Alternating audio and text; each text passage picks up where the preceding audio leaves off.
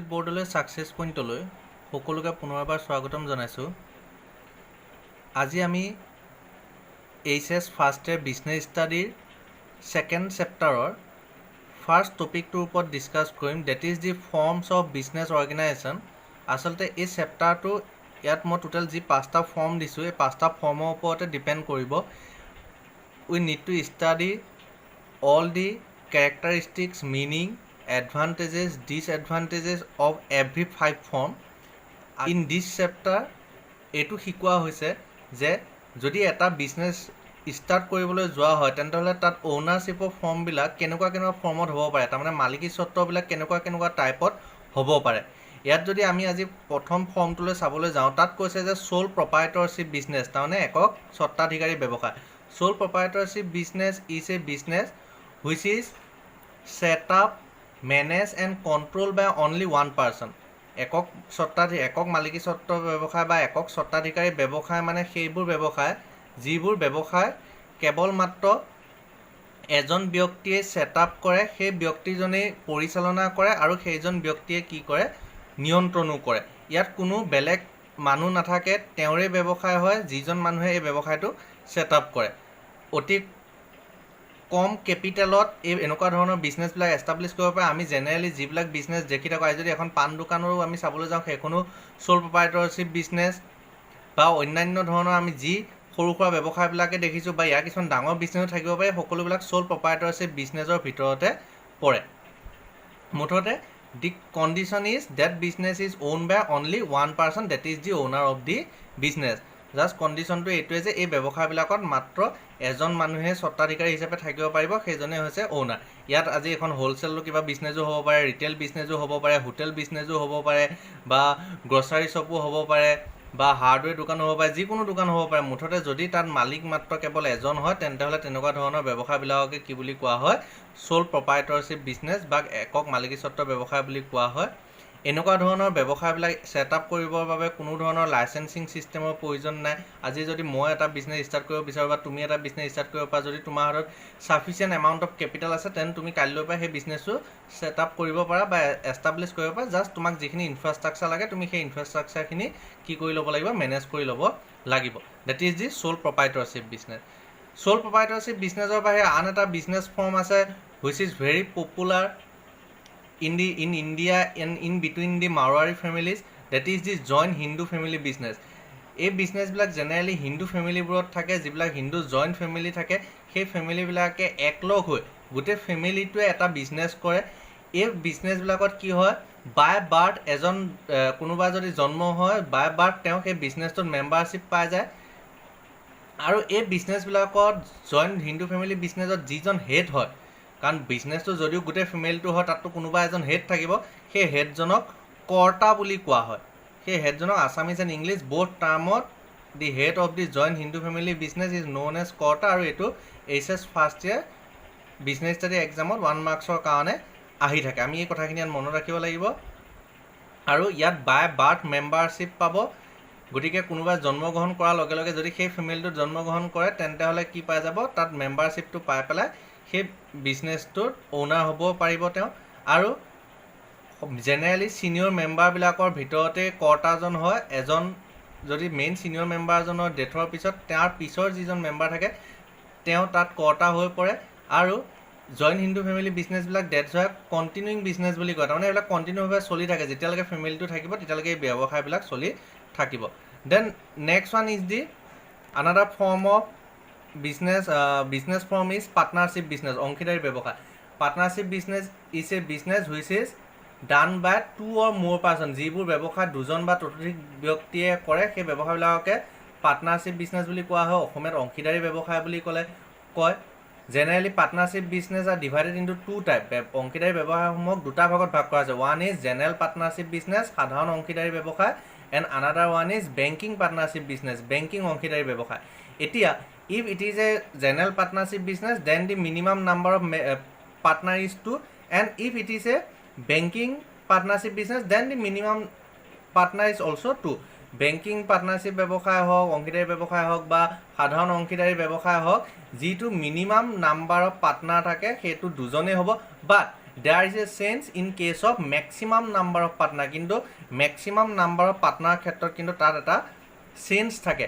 যদি general partnership business হয় then the maximum number of partner is 20, minimum to maximum is 20, but if it is a banking partnership business, তাৰমানে যদি বিজনেছটো banking business কৰে পাৰ্টনাৰশ্বিপত then the maximum number is only 10, তেতিয়া কিন্তু 20 নহ'ব, মেক্সিমাম নাম্বাৰ কিমান হ'ব পাৰিব, অনলি 10 হে হ'ব পাৰিব। কণ্ডিশ্যন সেইটোৱে। And there is no compulsory rule for the registration of partnership business. Yes, there is a partnership act in India which was established in India 1932, 1932 চনত ভাৰতীয় অংশীদাৰী আইন প্ৰতিষ্ঠা হৈছিলে, যদিও পাৰ্টনাৰশ্বিপ বিজনেছবিলাক ৰেজিষ্ট্ৰেশ্যন কৰিব বুলি কোনো হাৰ্ড এণ্ড ফাষ্ট ৰুল নাই। যদি কোনোবাই ইচ্ছা কৰে then partnership business under the Indian partnership act registration কৰিব পাৰে, আৰু যদি কোনোবাই ইচ্ছা নকৰে then they can also' run their business without registration, কোনোবাই ইচ্ছা নকৰিলে ৰেজিষ্ট্ৰেশ্যন নকৰিবও পাৰে। But the only thing is যদি ৰেজিষ্ট্ৰেশ্যন কৰে then the business can enjoy some benefit which cannot be enjoyed by the unregistered firm. যদি কোনোবাই registration কৰে তেন্তে হ'লে তেওঁ সেই ৰেজিষ্ট্ৰেশ্যন নকৰা ফাৰ্মখনতকৈ কিছুমান এক্সট্ৰা বেনিফিট পাব। That is the number 3rd। Then number 4th form of business organisation is joint stock company. That is the company business. কোনোবা এজন মানুহে বা আমি এটা বিজনেছ ষ্টাৰ্ট কৰোঁতে আমি চ'ল প্ৰপ্ৰাইটৰশ্বিপ কৰিব পাৰোঁ, আমি জইণ্ট হিন্দু ফেমিলি বিজনেছ কৰিব পাৰোঁ, বা আমি পাৰ্টনাৰশ্বিপ বিজনেছ কৰিব পাৰোঁ। নেক্সট আনাদাৰ অপশ্যনটো আহিছে কোম্পানী বিজনেছ। আমি কোম্পানী বিজনেছ হিচাপেও বিজনেছ কৰিব পাৰোঁ। In case of company business there are generally 2 company, one is public company, another one is private company. এটা হৈছে ৰাজহুৱা কোম্পানী যিটো আমি চৰকাৰী কোম্পানী গভৰ্ণমেণ্ট কোম্পানী বুলি কওঁ, আৰু এটা হৈছে ব্যক্তিগত কোম্পানী প্ৰাইভেট কোম্পানী। দুইটা কোম্পানীৰ ক্ষেত্ৰত কিন্তু মেম্বাৰৰ কণ্ডিশ্যনটো বেলেগ বেলেগ। In case of public company the minimum number of member 7, তাৰমানে চৰকাৰী কোম্পানী হ'বলৈ হ'লে, ৰাজহুৱা কোম্পানী হ'বলৈ হ'লে মিনিমাম নাম্বাৰ অফ মেম্বাৰ কিমানজন লাগিব, 7 নাম্বাৰ অফ মেম্বাৰ লাগিব। কিন্তু it is in case of private company it is 2, কিন্তু ব্যক্তিগত কোম্পানী যদি হয় তেতিয়া কিন্তু অকল কেইজন লাগিব, 2জনহে লাগিব। Like that there is also' a change in the maximum number of member. যদি পাব্লিক কোম্পানী হয় তেন্তে হ'লে there is no' limit of maximum number of member. যদি পাব্লিক কোম্পানী হয়, ৰাজহুৱা কোম্পানী হয়, বা গভৰ্ণমেণ্ট কোম্পানী হয়, চৰকাৰী কোম্পানী হয়, তাত মেক্সিমাম নাম্বাৰ অফ মেম্বাৰৰ কোনো লিমিটেশ্যন নাথাকে। 100ও হ'ব পাৰে, 1000ও হ'ব পাৰে, লাখো হ'ব পাৰে, যিমান নহওক তাত ওপৰত কোনো ধৰণৰ লিমিটেশ্যন নাই। But there is a limitation in case of maximum number of member of private company. কিন্তু ব্যক্তিগত কোম্পানীৰ ক্ষেত্ৰত, প্ৰাইভেট কোম্পানীৰ ক্ষেত্ৰত এটা লিমিটেশ্যন আছে, আৰু সেই লিমিটেশ্যনটো হৈছে 50 জন, 50।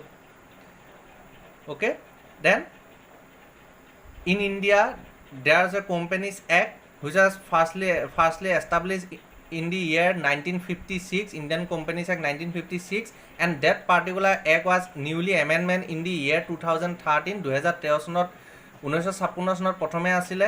সেই একখনকে 2013 চনত কি কৰা হ'ল, নতুনকৈ কিছুমান সংযোজন কৰা হ'ল, কিছুমান শুধৰণি কৰা হ'ল।